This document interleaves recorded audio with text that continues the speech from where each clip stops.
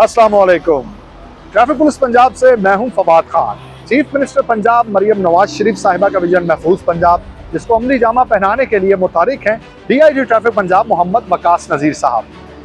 DIG traffic Punjab Mohammad Waqas नज़ीर साहब की 90 रोज़ा मुहिम ड्राइविंग विद लाइसेंस पूरे जोरों शोर के साथ जारी।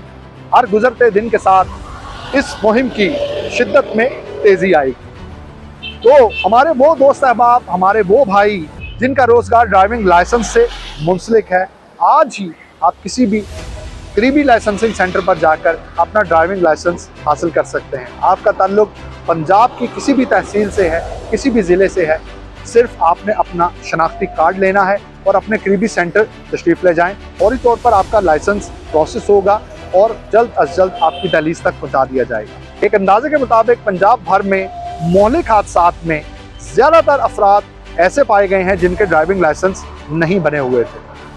ड्राइविंग लाइसेंस आपके महफूज सफ़र की ज़मानत है। ड्राइविंग लाइसेंस आपके सफ़र को महफूज बनाता है और आपकी ड्राइविंग को जिद्दत फराहम करता है।